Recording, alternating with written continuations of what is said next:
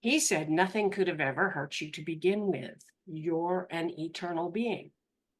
And there was an instant of you, of course, recognizing him, right? But it was like so obvious that there was not even a moment of greeting. It was like picking up a conversation with someone that you had, it's almost like you never stopped.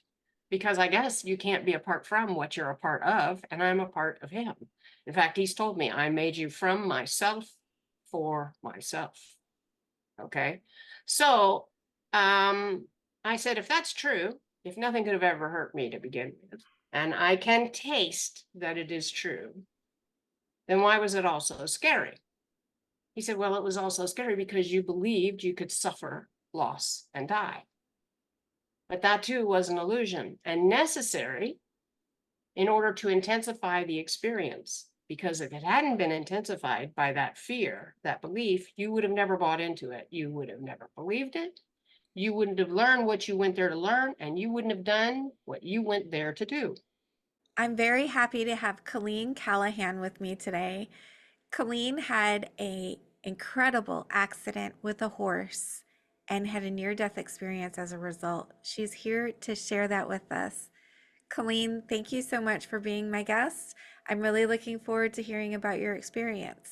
Thank you. Thank you for having me on, Tia. I really, really appreciate you helping me as a team member of a team you may not even know about to spread the liberating perspective that Michael gave me. Michael's my guide when I was dead in the lustrous vast of quantum imminence.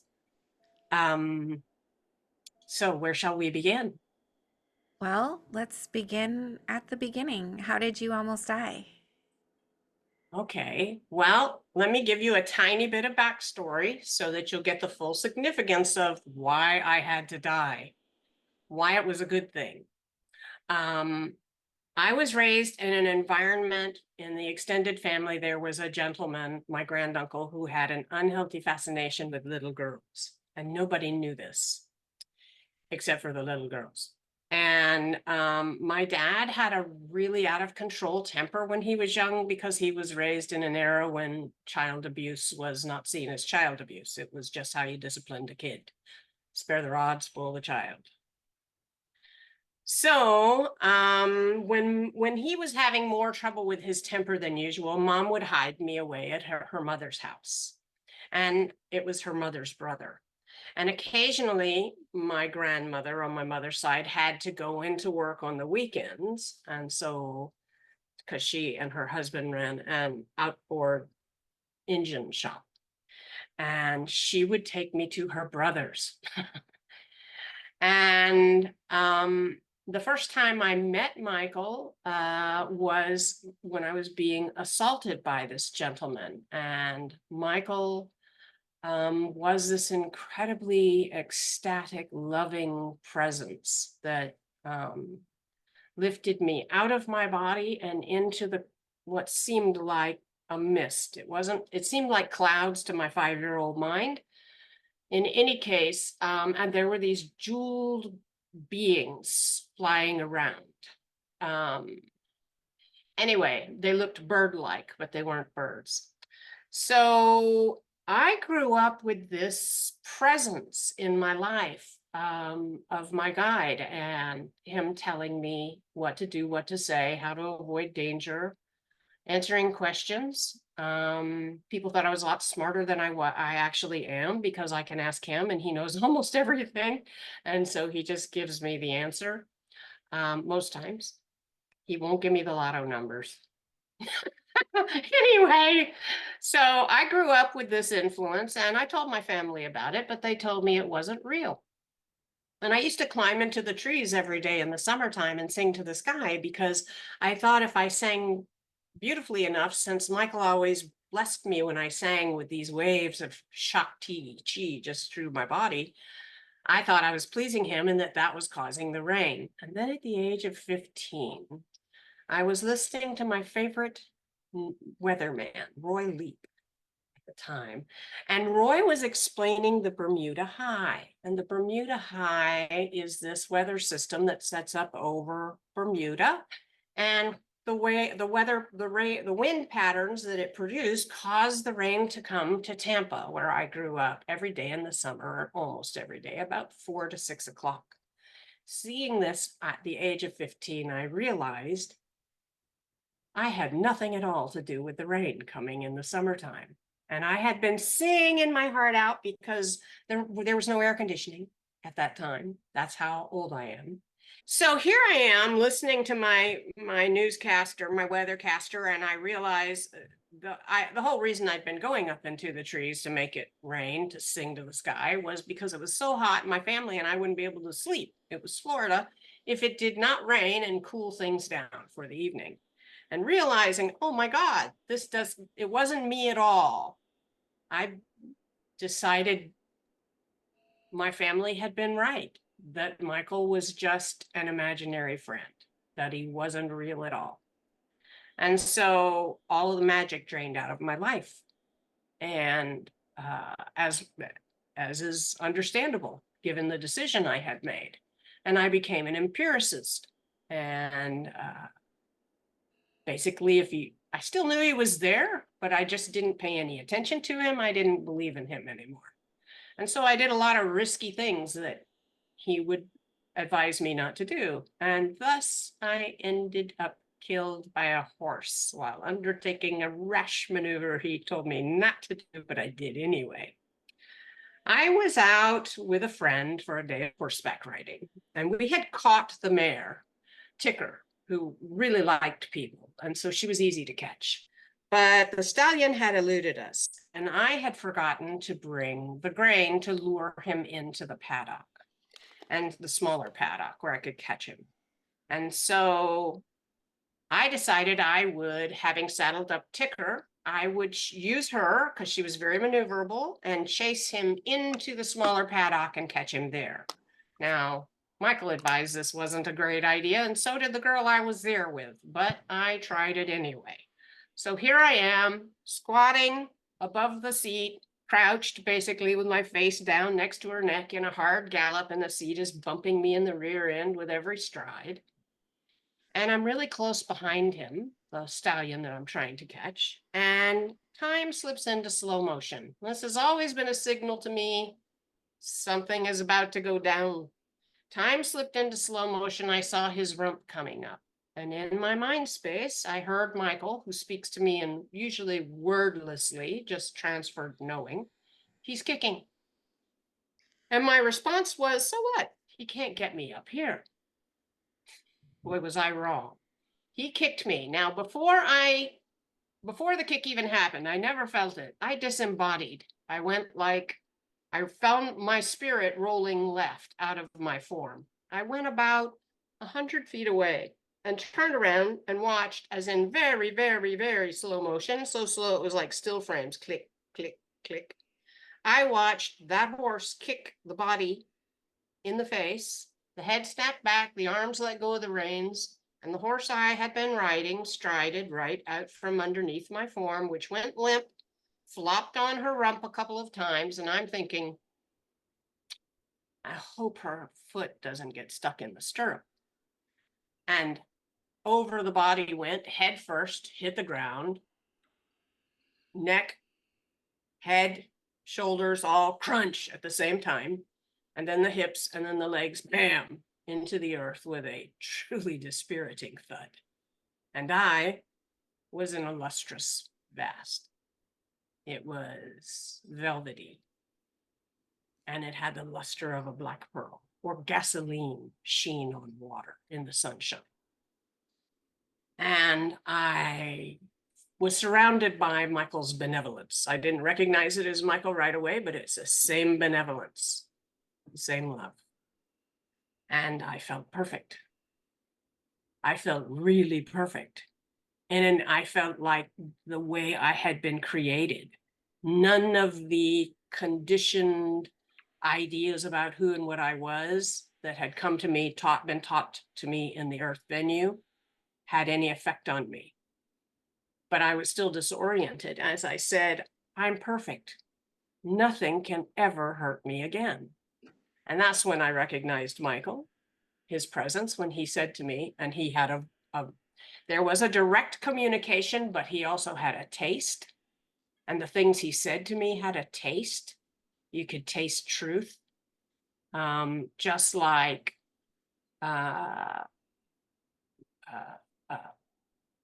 chemically, a scent is wedded to its taste of an object. Truth in that dimension has a taste. Anyway, he said nothing could have ever hurt you to begin with. You're an eternal being. And there was an instant of you, of course, recognizing him, right?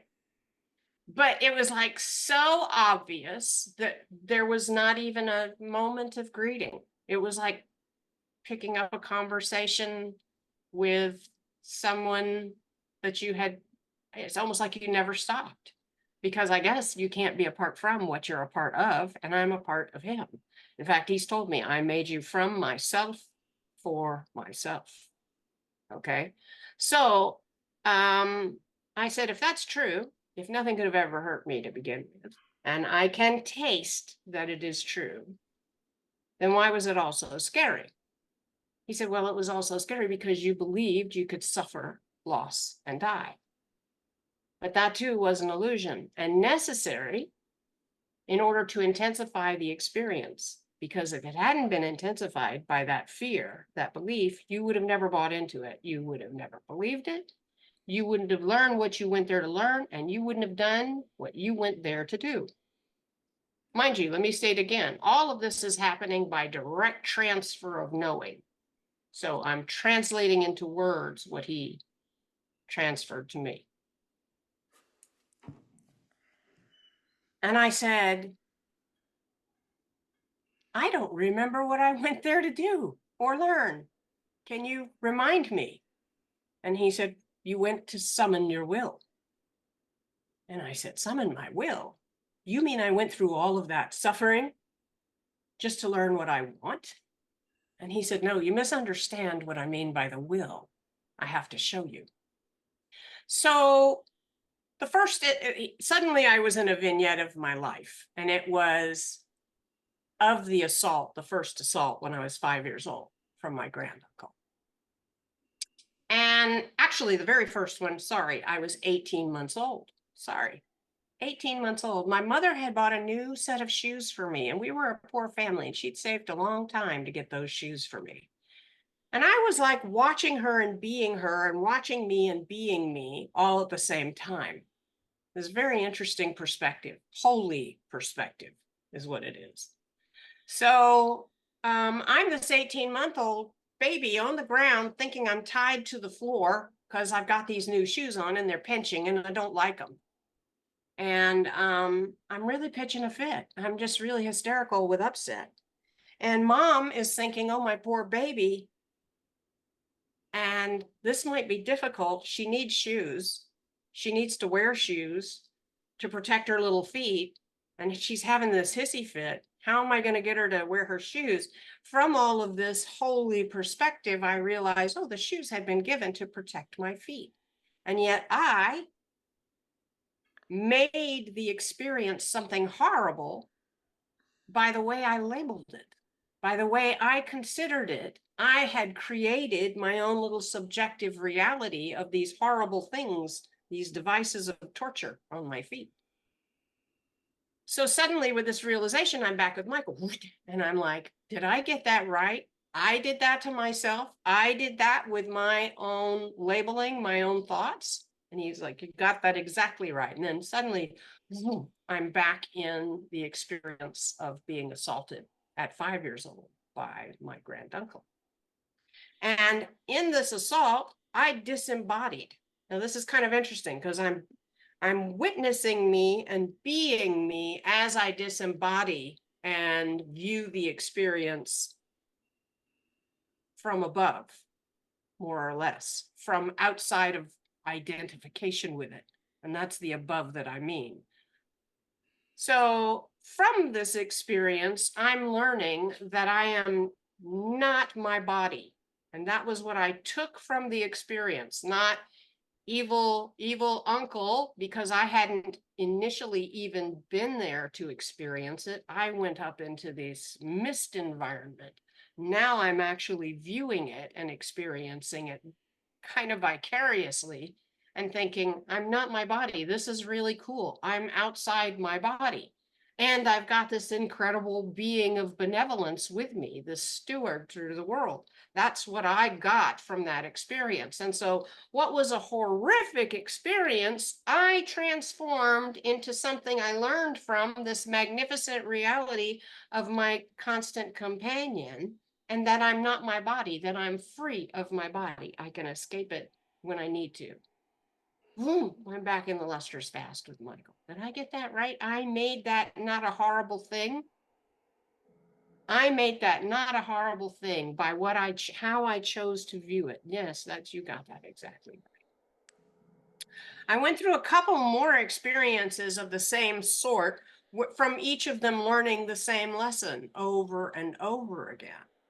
And in the end, I'm realizing that we as godlings create our own hell, create our own suffering, blaming the world that we make with our labels for our unhappiness.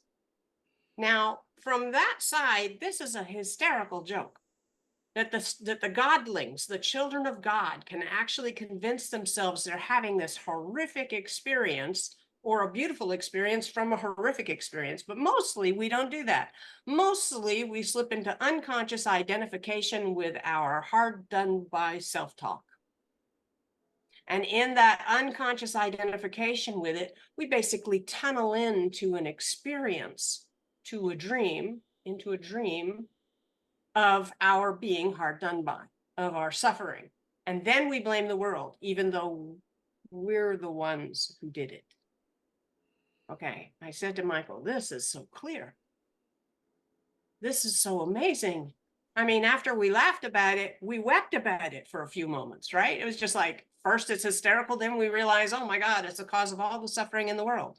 All the suffering in the world would end if people just realized that they're doing this unconsciously all the time, and they chose the way they framed what happened to them.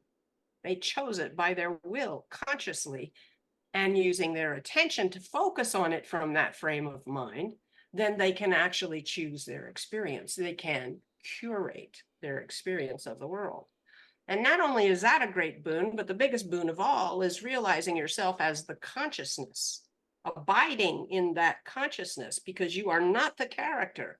You are not who you have taken yourself to be. You are consciousness itself. There is no world out there. There is no out. There is consciousness, and you are projecting this experience based on the labels you apply. You're creating it. And then you're blaming the world you created for your unhappiness. So this is very sad at the same time. And I realized it's so clear. It's so obvious. And if everybody knew this, it would end suffering. So I'm like, I have to go back. I have to go back and tell everyone that they're doing this to themselves so that suffering will end. Now, at this point, I'm being transformed. I'm like no longer this little self I've always identified with. I'm this incredibly stripped bare, nothing left but love. All the stuff the world has taught me has been pulled away, and I am this magnificent being who just loves so completely that I don't care what I might go through when I come back into the world. I just don't care. It's of no consequence whatsoever compared to the boon of being able to give this to the world. It was just like a total motivator. And I said, how do I go back? The world is just a dream. How do I get back in? And he said, well, you can go back any place you want. You can go back into Earth Venue at a future point in that timeline. You can go back into Earth Venue at other points in other timelines. In fact, you can go back into the timeline you left in the moment before the accident occurred, avoid the accident, and thereby create a new timeline in which the accident doesn't unfold. But the only reason you want to go back is to give what you learned here to the world. And so the only way you can do that, if you avoid the accident, it won't even be part of that timeline anymore. So the only way you can keep the information and get back into the venue is to go back in the last moment. The last moment it defines, nested within it, every prior moment, every antecedent condition that led to that space, time, and outcome. It's the entire event stream collapsed, implied in the last moment. So I said, well, how do I do it? That's what I want to do. How do I do it? He said, you focus on the last moment. You remember it, you bring it to your attention, you immerse your attention in it. Like you go back into a dream when you're sleeping in the world and you just put your attention back in it. And then you summon your will to be there. I didn't even say goodbye. I was so urgent. And besides, you can't be apart from what you're a part of. I knew I wasn't leaving him, although many times since in the dream of the world, I have imagined myself into that separation. In any case, so I remembered the last moment. I brought it to memory, the horse's rump rising in really vivid slow motion up towards my face, and the hoof coming, the hoof I never felt. And then I willed myself. That's it. I just willed to be there. So you can raise your body from the dead if you know the world is a dream and you are the dreamer. When you are lucid in the dream of the world, lucidity changes everything. Only a lucid dreamer can change their dream. So the message I came back to deliver was the lucidity of abiding in that consciousness itself, conscious of itself, while it curates its experience by supervising its mind, wielding the will and attention in order to imagifest, is the term Michael gave me, the time stream that you want, or as close to it as you can summon. This takes time to learn, okay? Because you have to, it's a process of learning to believe in yourself and your ability to do this. So suddenly I'm back in my body and it's in a terrible state. And it took me 18 months. He had told me I said, I'm dying, aren't I? This must be death. And he said, well, your body's laying in a pasture. And if you can't make it stand up, it will cease because of brain swelling. So that was the first order of business when I got back in the body, was to try and make it stand up. I kept trying to get up so that I wouldn't have brain swelling. In any case, it took 18 months to get back my short-term memory. I couldn't walk hardly at all because I had so much vertigo. In fact, when I first got to my feet, my body told me that my brain told me I was upside down. And it was very hard to walk because you orient your movements to up, down, left, right. And I was inverted. And I knew the only way I could actually walk was by paying attention to the weight of my feet, the bottom of my feet pushing against the earth. And that allowed me to orient myself to down. As down is towards the soles of my feet, I feel that weight. I had no ability to learn anything new for about 18 months. And it all changed one afternoon. I was sitting on my back porch, enjoying a little cannabis that I had learned to use to avoid, I had a lot of seizures. I still do. They're just not convulsive. They're focal lobe in my occipital, parietal, and temporal regions of the brain. And so I was enjoying a little cannabis because it stopped the nausea. And I made a vow. I said, I don't, I used to have a really great brain. Don't know what use you can make of me now in this condition. But if you can make any use of me at all to deliver the message I came back to deliver, I give my life to you. I'll be your grail. I'm your vessel. I'm your vehicle, baby. And about 3 days later, I started having flashbacks of children that I went to school with. I would see their faces and hear their voices just suddenly playing in mind space, and I remembered their names, and my memories, weird memories that I had forgotten, all began to rise along with, more recent memories. And it was as if my brain knitted its time stream all back together, but accessing it through alternate sensory modalities. It hadn't accessed them through before. And so now my memory became much more multi-sensory. And over the next 6 months, my ability to remember came back, and I woke up hearing often French phrases in my head because I'd been taking French when the semester before the horse kicked me. And that's when I realized it was time to go back to school. I woke up one morning hearing in my head, Je voudrais parler mieux le français, which is, I would like to speak better French. And I said, okay, so be it, let's go back to school. So I went back to school. I changed my major from biology to psychology, and I finished that degree in less than 2 years.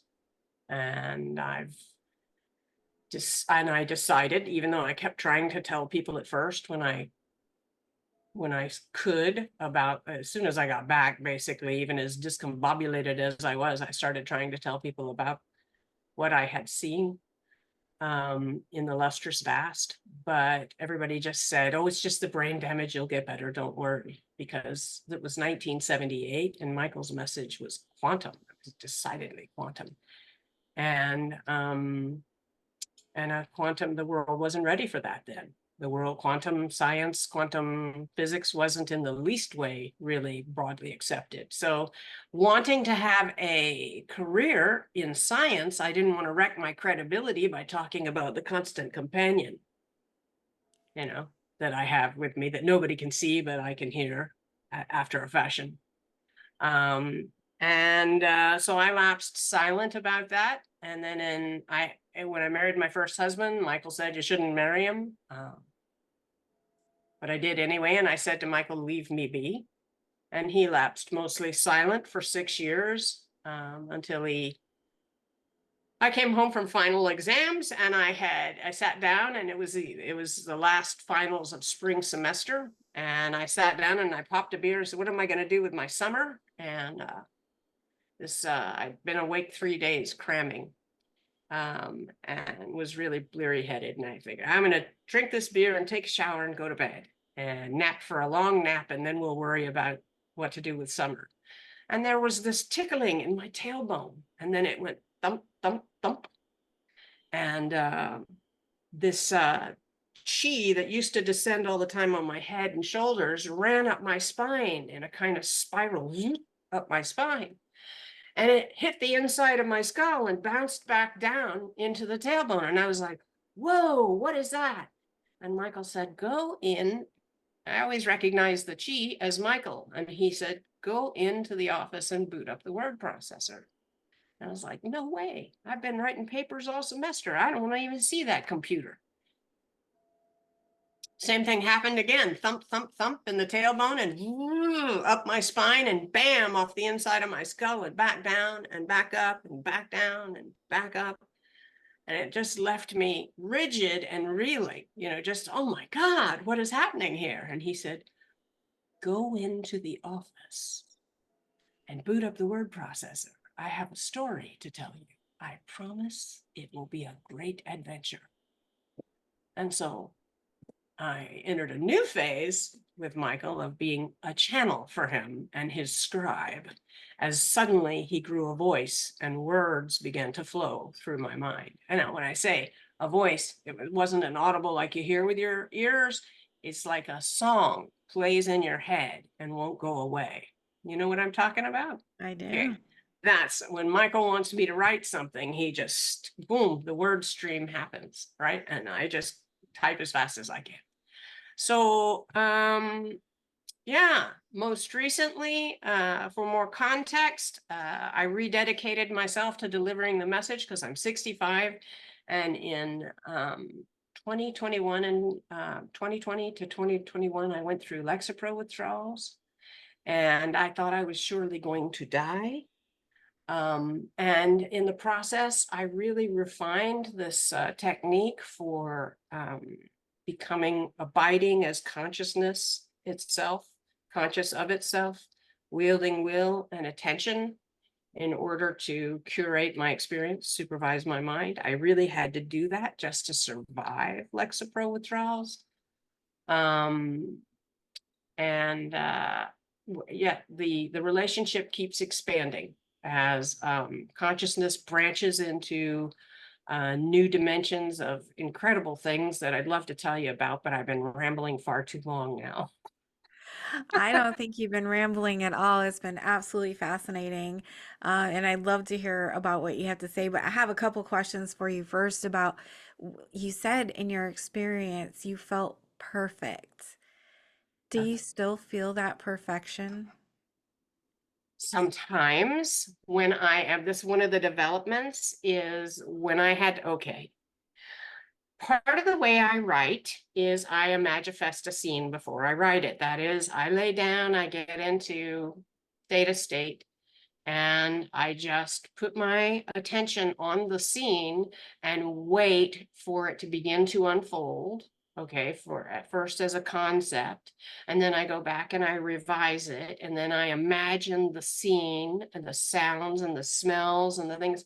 One of the scenes in the work that I was writing is of this, I should say revising, because I wrote it the first time and completely channeled and didn't have to do any of that. But when I went to revising, I had to do imagifesting the scenes.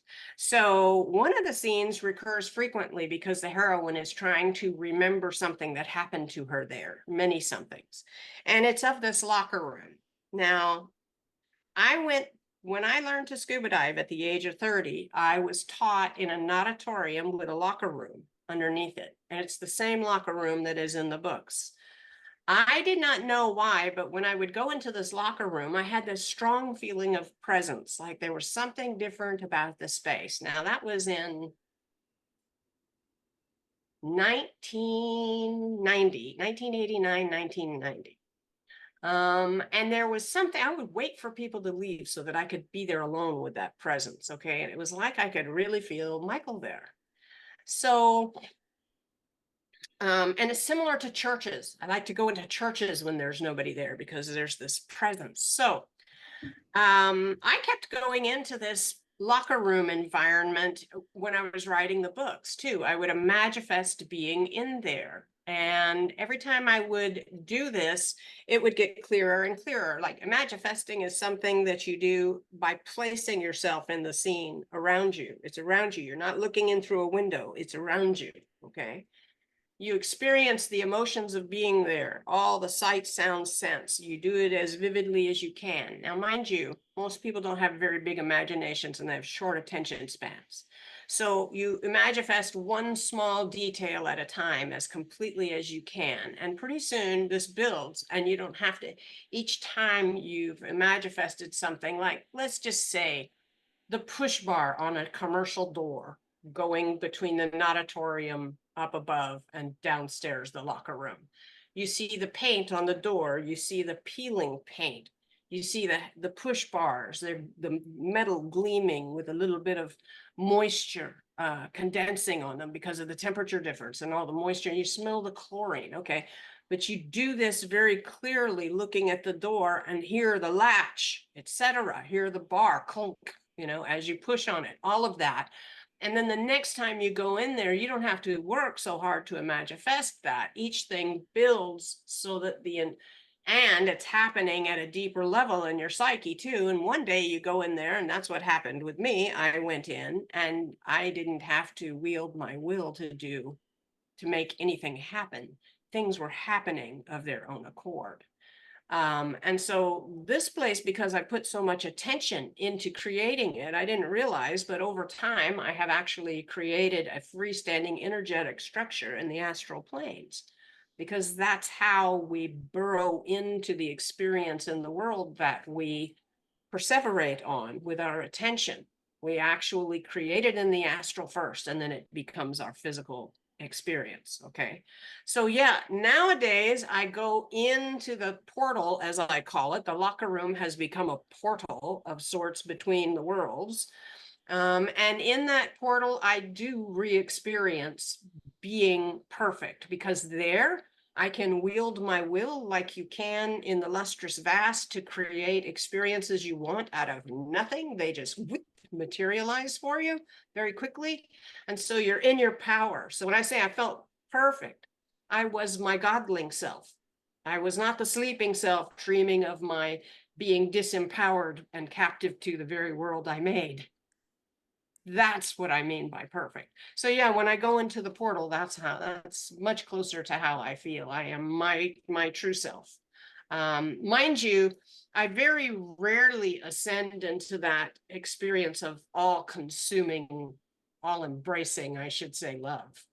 That is a memory that I hold, but I don't really allow myself the experience of it because honestly, it kind of bums me out to have to come back to the world. So I don't really go into that because Michael has said to me, I'm kind of a cool hand Luke at the level of spirit. You probably won't recognize that. You're not old enough to know who Cool Hand Luke is, but he says when I experience myself as being cornered in any life experience, I have a tendency to kick a hole in space-time and slip out between the tatters. Okay, so he doesn't really want me to like leave the experience because only the lucid dreamer can change the dream, and you have to stay in the dream to change it. That's what I wanted to talk to you about too. This is lucid dream. And I didn't mean to interrupt if you're continue going. No, not at all. That was a perfect spot. So yeah, that's the only time now that I feel close to my perfection is meditation. Well, talking about this lucid dream, I've heard other NDE near-death experiencers describe it as if the other side is more real and this is more dreamlike. And so I find it very interesting that you talk about that as well. And how can we become lucid, stay lucid, and then being lucid, can we control this dream like a lucid dream? How you can, if you've ever had a lucid dream, you can think of something all the time, make it happen. Can we do that here? Yeah, you can. It's a process of learning, just like learning to imagifest is a process of growing your imagination and making your concentration more one-pointed, making your attention more one-pointed to get the experience you want. But you're not attracting the experience to you. You're actually tunneling into the experience. It's much more active than going, oh, I'm going to set my frequency and cause the experience to come to me. I know that's what it feels like, but that's really not what you're doing. That may occur from time to time. You make the experience more likely because you've adjusted your own frequency to match it. But in fact, you're actually convincing yourself of it. You're tunneling into it. You're working magic on yourself. And you do that through lucidity. Now, I am a lucid dreamer lifelong. In fact, in 2007, on October 31st, had been sick a long time, was in a lot of pain, and was seriously considering ending my life. I wasn't despairing. I was just tired of the nonsense. And I didn't want anybody to suffer from it. So I was trying to think of how to do it so it looked like an accident. And Michael gave me a really insightful revelation regarding how we tunnel into the experiences again, reminding me, remember I taught you to lucid dream. I came into your dreams and taught you to wake up, but not leave the dream. Yes, I remember that. Do you remember in the Lustrous Vast how when you died, you felt, aha, just like waking from a nightmare? Oh, so what a relief. Nothing in the dream of the world could have ever really hurt me. My reality springs from a higher level. Okay, yes, I remember that. That's the way I first went, it's just a dream. The world is just a dream, okay? He said, well, now I'm telling you, anytime you imagine yourself to be suffering, you have lost your lucidity in the dream of the world. You should use every suffering anytime you imagine yourself to be suffering. You do not notice you've been unconscious until you're conscious again. So use the aha, I am suffering for aha, I've talked myself into this. I have created this experience for myself, and I'm making it worse by holding my attention on it. Okay, like you've got a pain in your side, don't put your attention there. It's going to make the pain will fill up your mind, right? It'll fill up your experience. So, and in that, he showed me that, yeah, my message is more and more lucidity in the dream of the world. And how your lucidity in everyday life, and by lucidity, I mean, you use the suffering to make you go, okay, what am I saying to myself that is causing this emotion? How am I framing the situation that's causing me to feel this way? Then examining what you're saying to yourself, you usually realize right away, it's not true. The thing you're saying to yourself will be, boom, in your face, not true, or it'll only be a shred of truth to it. And you have to then ask yourself, if there's even a shred of truth to it, is it serving me? Is it serving my joy? Is it serving my life? And no, it's not serving you. That's why you're suffering. So this is the act of being lucid, is observing the self-talk that's causing your suffering, observing the label that's causing your suffering. The shoes are to protect your feet.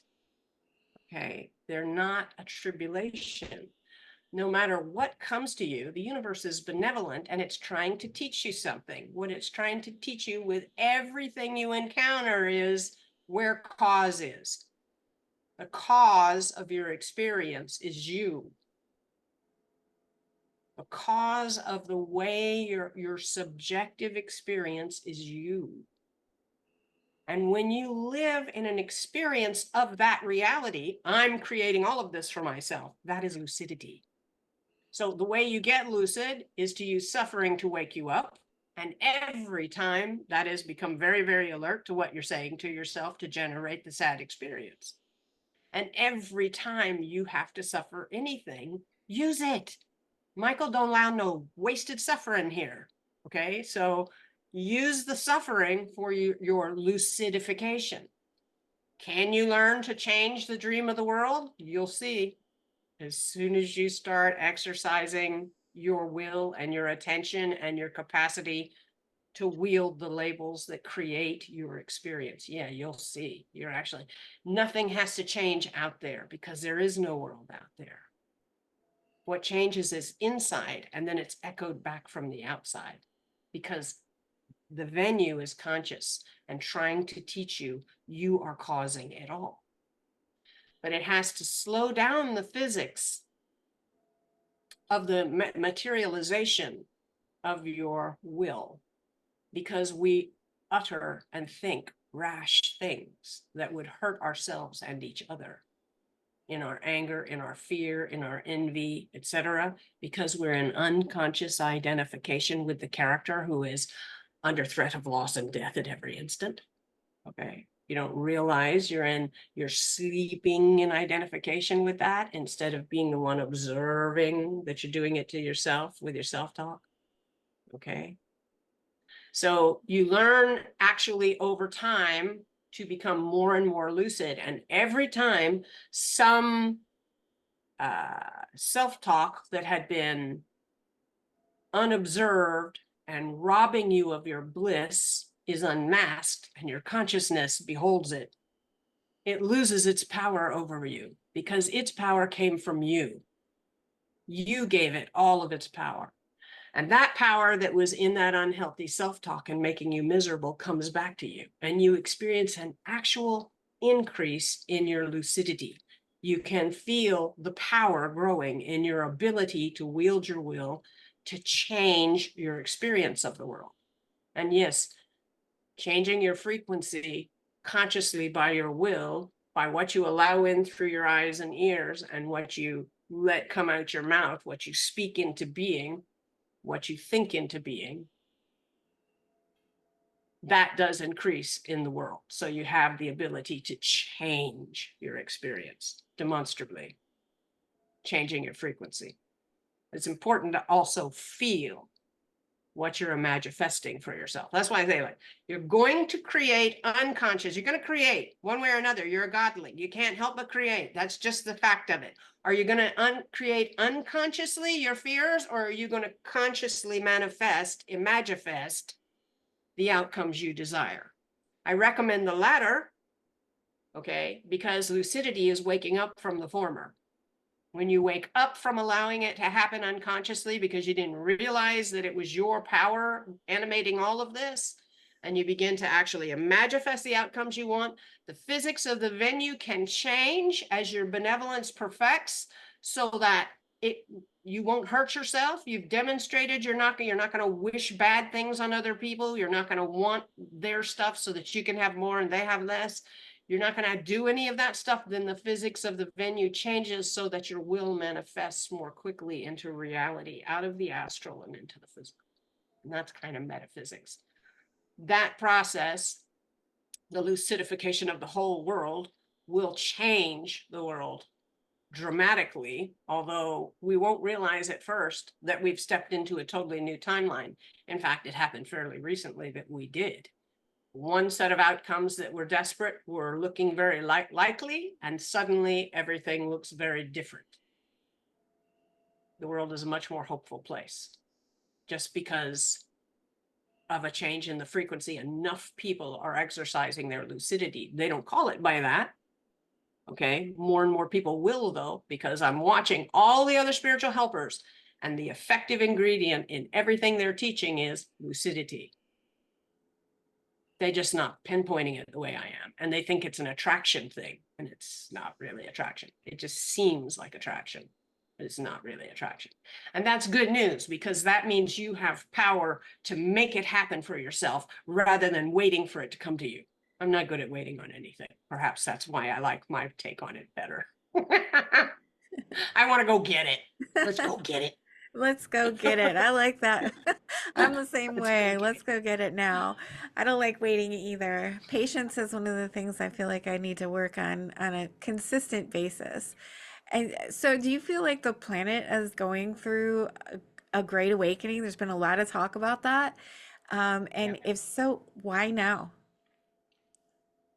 Oh, well, okay. The very best thing that can happen to you if you want to wake up is for you to, for all hell to break loose. Okay, because every jolt is an opportunity. It's not a challenge. It's not a bad thing. It's not a hardship.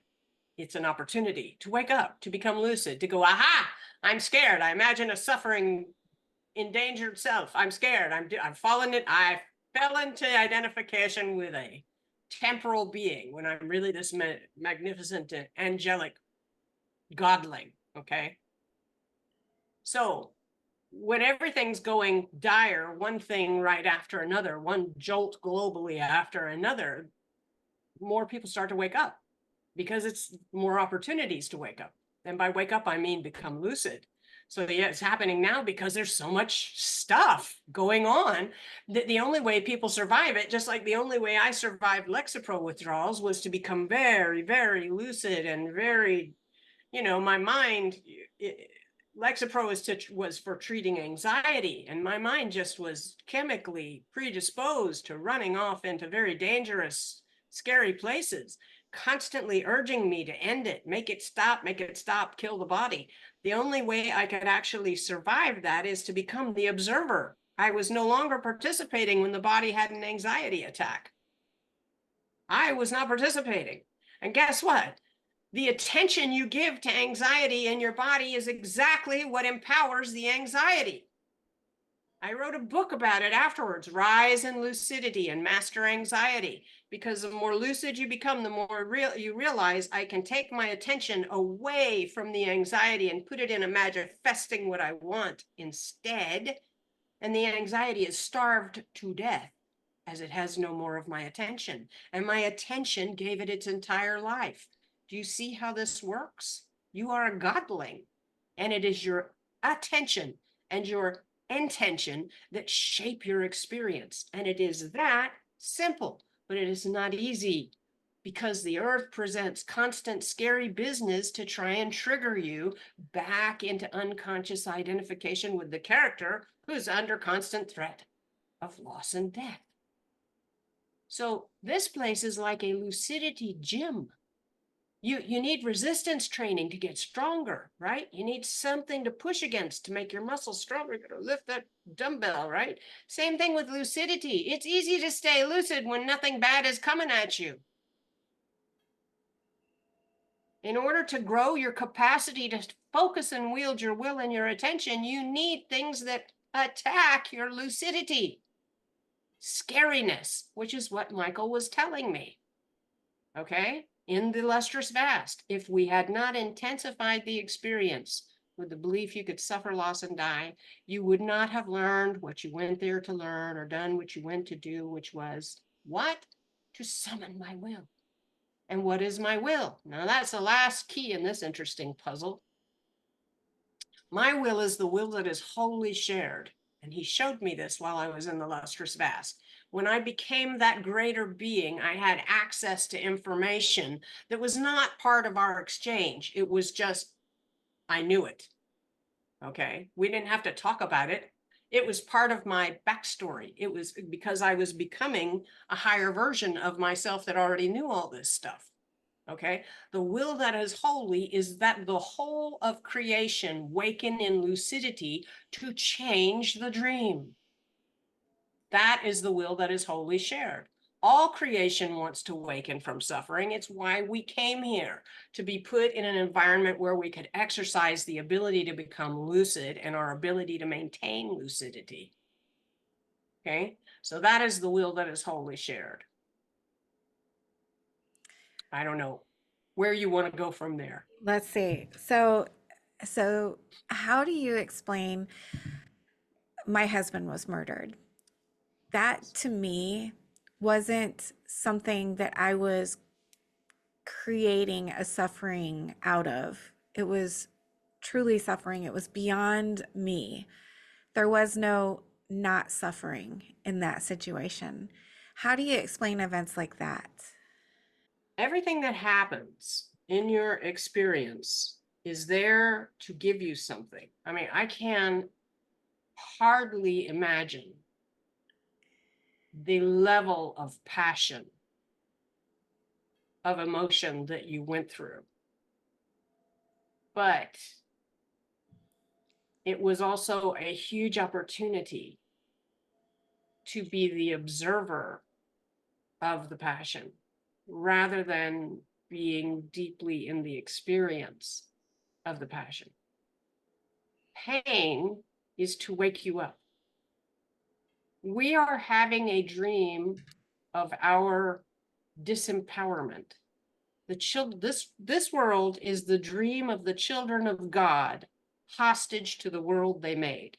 That is the present state of this dream. No, when I say you're not responsible for what happened. You didn't create your husband's murder. You created your response to it, but you did it unconsciously. And that huge suffering might have waken you up to consciously learn to change your attention. Okay. For instance, in a situation like that, as abhorrent as it feels, Christian theology would say, pray for the person who murdered your husband and summon your goodwill for that person and wish the best for them, wish them to grow past that sort of thing. And that seems absolutely not doable. But I assure you, if you put your attention on doing that and you realize hurt people, and you begin to try and transform your pain into higher order love that forgives within the earth venue, because there's two types of forgiveness. One is within the earth venue, where you decide to let go of your grievance and instead embrace acceptance of the situation. And then there's a higher order of forgiveness that comes from outside the venue entirely, where you realize the world is a dream and nothing ever happened. It's not no one's to blame. It's nothing ever happened. So forgiveness in the world is I defer to judge. I let go of my grievance. Forgiveness outside the world is nothing ever happened. It was just a dream. Okay. And these players come into our experience, our timelines, in order to give us these experiences, these situations in which we are encouraged to become lucid. And if we can use that always to outgrowing our lucidity, no matter how horrible the test. Yeah, I hear that. No matter how horrible the test, we are using suffering to its highest good. We're using it to its purpose. And in this, if suffering makes you wake up lucid in the dream of the world, it is redeemed. It's redeemed. People come to this point, that juncture of understanding who they really are, what they really are, consciousness itself, conscious of itself. And like Maya Angelou, they say, wouldn't trade nothing for my journey now. The way it brought me to lucidity was the way it brought me to lucidity. And I celebrate the lucidity and the path that brought me here. And that's just the state of acceptance you're in when you're really reaching into your ability to be lucid and experiencing it. So You were perfect on the other side when you woke up from this dream. Why do we need to learn anything at all? well, it's not so much we need to learn anything as we want to learn. Okay, we want to learn. I mean, you're a godling, you're an eternal being. What else are you going to do with your time, so to speak? I mean, time is change. So any change, perhaps we want to experience change, because no change is kind of tedious after a while. Okay, so it's not a matter of we have to learn things. We want to learn things. And because we're godlings, we have to create this really extreme environment that tests us in ways we can't actually factually experience. We can't actually have these experiences. A creator cannot be hostage to its creations. It cannot happen, obviously. And so we create this venue in which it appears the venue that we have created is holding us hostage in powerlessness and in powerlessness while we experience all those various sorts of suffering. And that gives us a venue, a situation in which to rise to lucidity over and over and over again. And that eventually sticks. And then then you get your wings, your wings are a metaphor for being able to come and go from any venue. And there are many, many, many of them. And you can come and go and never lose yourself in identification, unconscious identification with some character you might appear to be therein. One of the neat things as my lucidity in the world has grown is that my lucidity in my lucid dreams has grown. Okay, it's like I have at least 5. I'm sure there are others. I can't say, I don't remember others yet, but there are at least 5 venues that I go into regularly, and I have a life there, and I do things there, and I have people that I know there, beings that I know there. And I go into these venues lucid to do very specific things. In one of them, I'm just riding motorcycles. That's all I seem to go there for, to ride motorcycles, because I like them, right? And I'm too old to ride one now. I'm scared I'll hurt myself. I don't bounce anymore. And in another one, we do a special type of flying that we call drafting, where we're very lightweight gossamer beings that the locals who live there in that world cannot really see, except for we're like a rippling in the air. And we actually use the wind that we, by our wills, collectively generate storms to use the wind to fly in the wind, like you bank off of a current when you're sailing. Use the sail. We use our bodies, gossamer light bodies, to like bank off of the currents and the winds and just have a great time, called drafting. And one of them, I keep a cove where I take care of everything that lives in that cove. And when people come to tour the cove, I take them on tours of the cove. And one of them, I'm keeping birds. And all the wild birds come to me for assistance, other wild animals too, but mostly birds. And one of them, it looks like this world in the future. And it's not a nice place. And every time I leave that venue, I leave it the same way. Somebody shoots me. And there's a loud bang and I wake up here.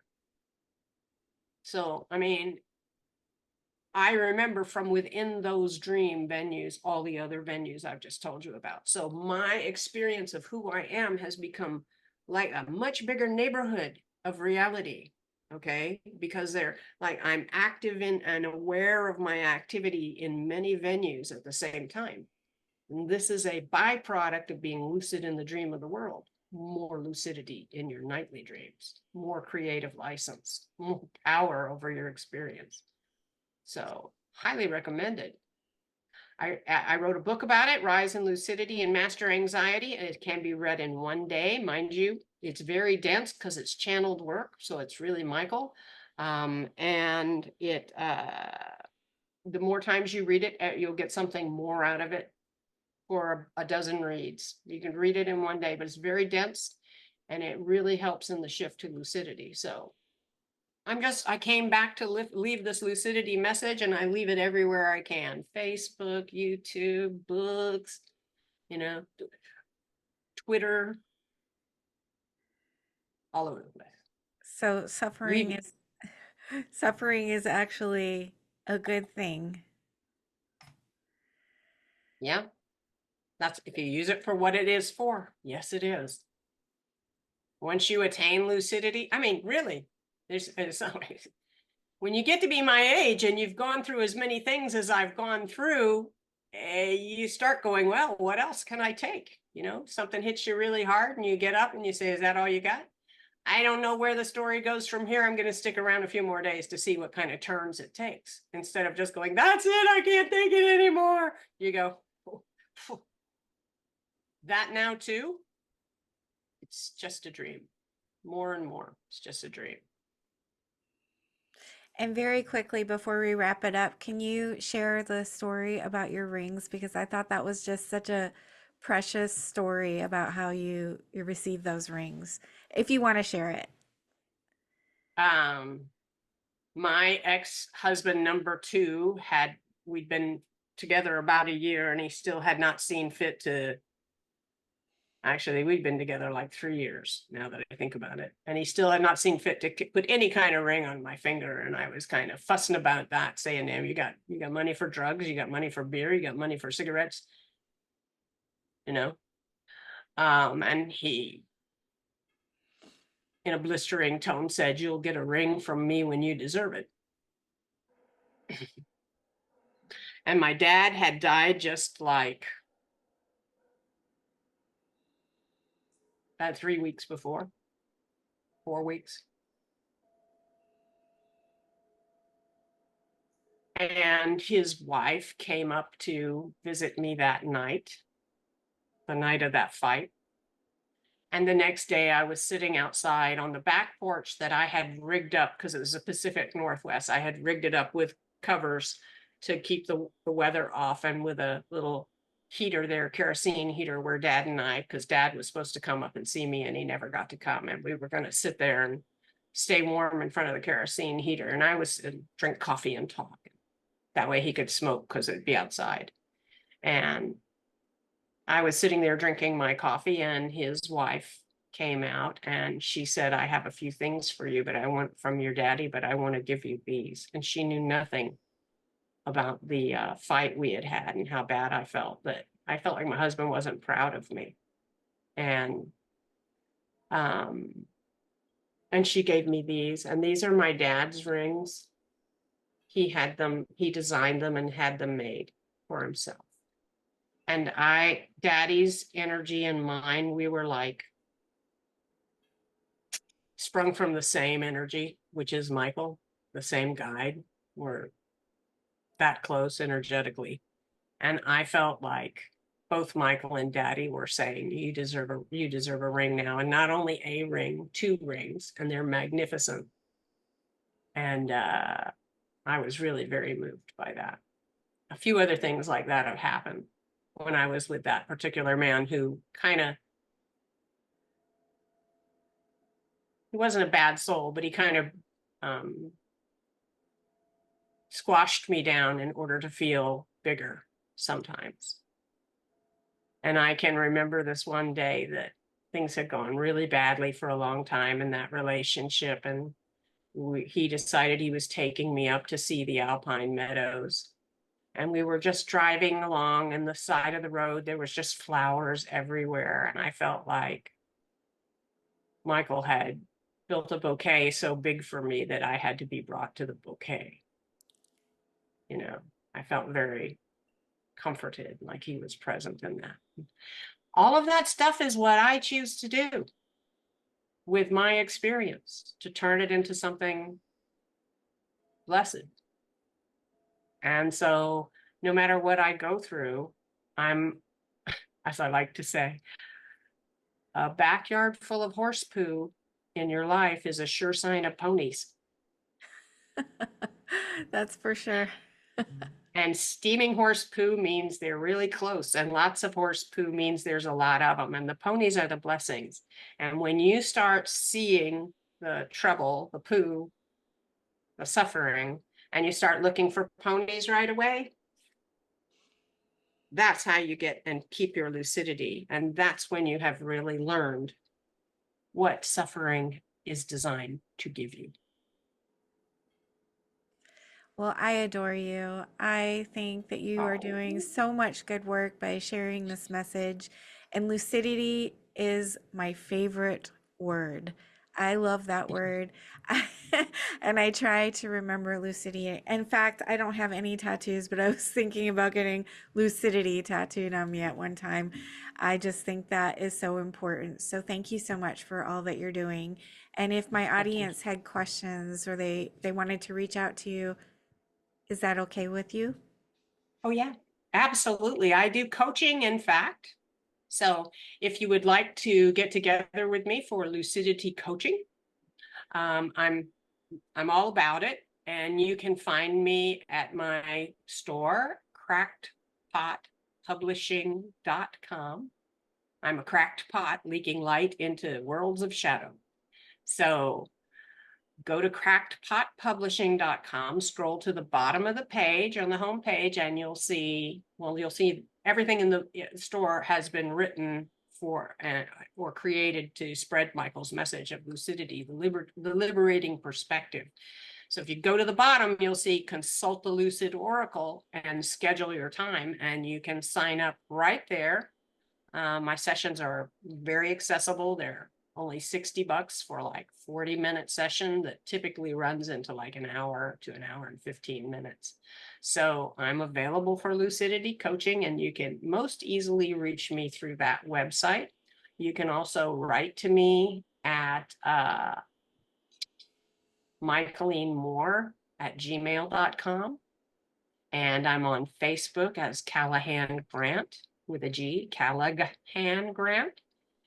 And that's my old name when I was married. Facebook doesn't seem to want to let me change it. So it's kind of stuck with it. Anyway, so yeah, I'd love to hear from you all. Please do look me up and I'll hook us up. And if you had one message that you wanted the audience to take away from our conversation today, what would it be? You are not at all who you have taken yourself to be. Not at all.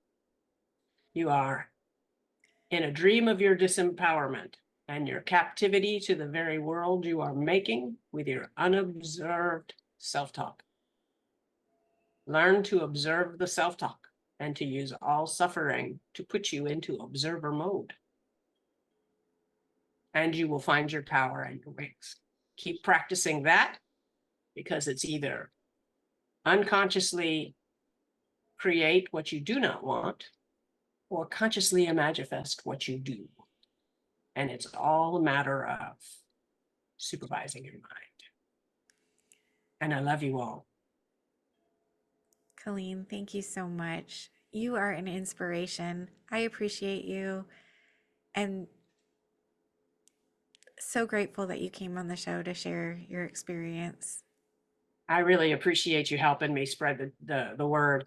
You know, while I was in the Lustrous Vast and I was that much bigger being, I became aware that I was a member of a team of thousands and thousands and thousands of people who came here to be here at this time in order to create the shift that we're moving into now. And you, our team. So I really, really appreciate you being here. Thank you. And thank you for helping to spread liberating perspective of lucidity Thank you. I in am. the dream of the world. Yeah, I am so honored to be a part of the team. Thank you very much. Thank you. Thank you for joining.